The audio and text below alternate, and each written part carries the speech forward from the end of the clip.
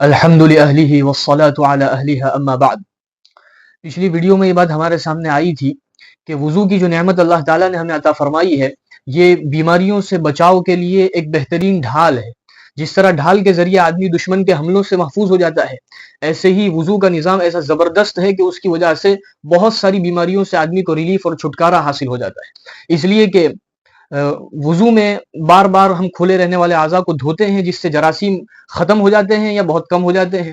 اور دوسری وجہ یہ کہ پانی لگنے کی وجہ سے جو اندر کی رگیں ہیں ان میں اچھا اثر پڑتا ہے، اور بلڈ سرکولیشن اور خون کے دوران میں خون کی گردش میں بہتری آتی ہے، جس کی وجہ سے بہت سی بیماریوں سے آدمی محفوظ ہو جاتا ہے۔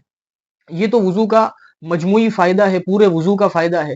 اس وقت ہمیں یہ سمجھنا ہے کہ وضو میں جن اعضاء کو ہم دھوتے ہیں تو ان میں سے ہر عضو کو دھونے کا اپنا الگ کیا فائدہ ہے، کلی کرنے کا کیا فائدہ، ناک میں پانی ڈالنے کے کیا فائدے، چہرہ دھونے کا کیا فائدہ، اخیر تک۔ تو سب سے پہلے وضو میں دونوں ہاتھ دھوئے جاتے ہیں، کیونکہ ہاتھ پر سب سے زیادہ جراثیم لگتے ہیں، اور یہی ہاتھ کام کاج میں سب سے زیادہ استعمال ہوتے ہیں۔ دن بھر میں سینکڑوں چیزوں کو ہم ان ہاتھوں سے چھوتے ہیں، دروازے کا ہینڈل ہے، اور کاغذ کی نوٹیں ہیں، موبائل ہے، اور بہت ساری چیزیں جن کو ہم ہاتھ سے پکڑتے اور چھوتے ہیں۔ تو اس لیے ہاتھ پر سب سے زیادہ جراثیم ہوتے ہیں، اور لاکھوں کی تعداد میں الگ الگ قسم کے جراثیم ہوتے ہیں، اور انگلیوں کے بیچ میں اور ناخنوں کے نیچے پورووں میں بے شمار جراثیم ہوتے ہیں، جو ننگی آنکھوں سے آدمی کو نظر نہیں آتے۔ اس کو دیکھنے کے لیے خوردبین اور مائکروسکوپ کی ضرورت ہوتی ہے۔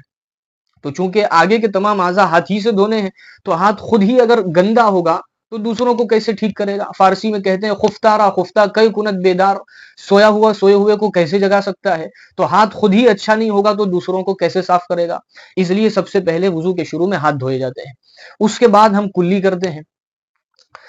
تو یہ منہ جو ہمارا ہے، یہ اندر غذا پہنچانے کا راستہ ہے۔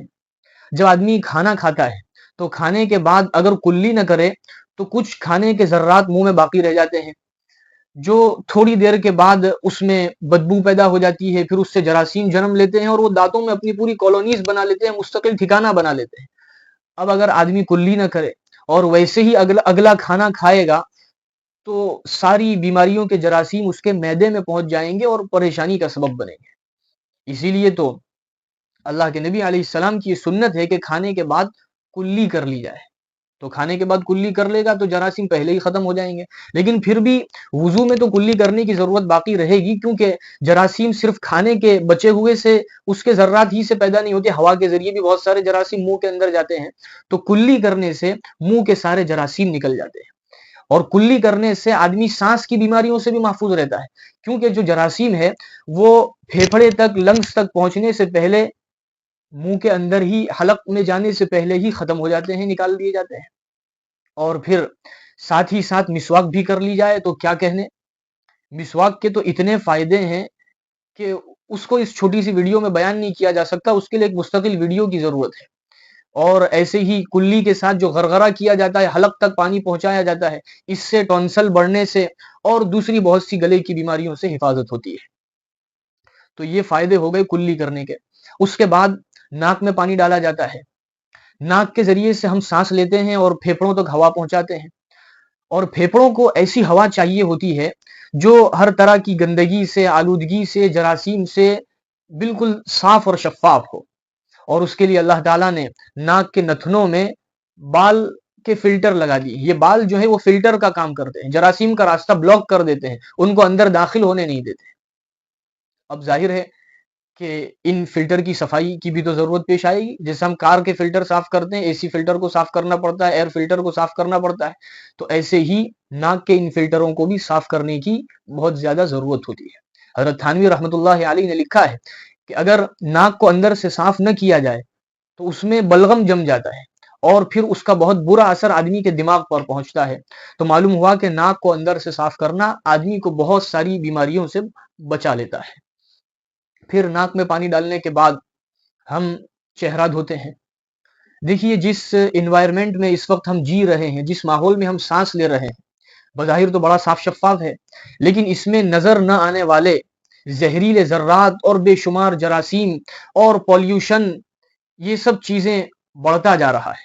یہ سب خرابیاں انوائرمنٹ میں، ماحول میں پھیلتی جا رہی ہے، کیمیکل وغیرہ کی وجہ سے بڑھتی جا رہی ہے، اور چہرے پر اور آنکھوں پر اس کی وجہ سے میل کچیل اور ذرات اور ڈسٹ پارٹیکلز جمع ہو جاتے ہیں۔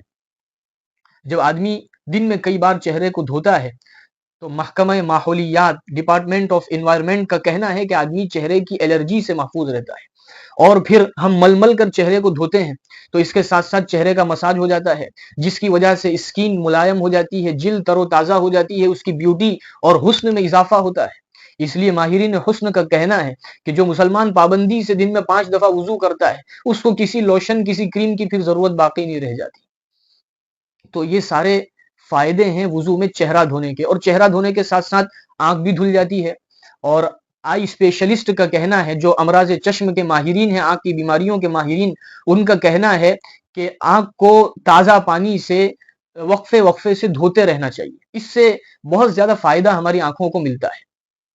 اس کا اندازہ آپ ایک واقعے سے لگائیے جو حضرت پیر ذوالفقار صاحب رحمۃ اللہ علیہ نے لکھا ہے۔ فرماتے ہیں کہ ایک آدمی کا ایکسیڈنٹ ہو گیا، جس کی وجہ سے اس کی آنکھ کا اوپر کا پردہ کٹ گیا۔ اب اس کی آنکھ ہر وقت کھلی رہتی ہے، جاگتا ہے تب تو کھلی ہے، سویا ہے تب بھی کھلی۔ اور پھر ایک مصیبت یہ ہو گئی کہ ہر تھوڑی دیر میں اس کا دیکھنا دھندلا ہو جاتا ہے، اس کو صاف نظر نہیں آتا۔ وہ ڈاکٹر کے پاس گیا تو ڈاکٹر نے بتلایا کہ جب تک تمہاری آنکھوں کی یہ اوپر کی پلکیں موجود تھی تو اس کی وجہ سے پلک جھپکنے سے خود بخود آنکھوں کی صفائی ہوتی رہتی تھی۔ ان پلکوں میں اللہ تعالیٰ نے ایک لکوڈ اور پانی سا رکھ دیا ہے، اور جب یہ پلکیں جھپکتی ہے تو اس سے آنکھوں کی صفائی ہو جاتی ہے۔ جب آپ کی پلکیں کٹ گئی تو وہ صفائی کا سسٹم بند ہو گیا، اس لیے ہر تھوڑی دیر میں دھول جمع ہو جاتی ہے اور آپ کو نظر آنا بند ہو جاتا ہے۔ اب ان صاحب نے یہ کیا کہ ہر 15-20 منٹ کے بعد آنکھوں کو دھونا شروع کر دیا، دھوتے ہیں تو کچرا صاف ہو جاتا ہے، صاف دکھنے لگتا ہے، لیکن کچھ دیر میں پھر دھول جمع ہو جاتی ہے۔ دن میں 20 دفعہ آنکھوں کو دھونے کی نوبت آتی، اور اتنی مرتبہ آنکھوں کو دھونا پڑا کہ 6 مہینے میں تو ان کے چہرے کا گوشت گلنا شروع ہو گیا۔ آپ اندازہ لگائیے کہ دیکھنے میں تو چھوٹی سی پلکیں ہیں، لیکن اللہ کا کیسا عجیب و غریب نظام ہے۔ لیکن انسان کا مزاج ایسا ہے کہ جب تک نعمت موجود ہوتی ہے تو اس کی قدر نہیں ہوتی۔ قدر نعمت بعد زوال شود، عربی کی کہاوت ہے، النعمت اذا فقدت عرفت، نعمت جب چلی جاتی ہے تو اس کی قدر ہوتی ہے۔ تو یہ آنکھوں میں بھی اللہ تعالیٰ نے عجیب و غریب نظام رکھا ہے۔ جب ہم چہرے کو دھوتے ہیں تو اس طرح چہرے کو بھی فائدے حاصل ہوتے ہیں، اور آنکھ کو بھی اتنے بے شمار فوائد حاصل ہوتے ہیں۔ باقی باتیں انشاءاللہ اگلی مجلس میں۔ وآخر دعوانا الحمدللہ رب العالمین۔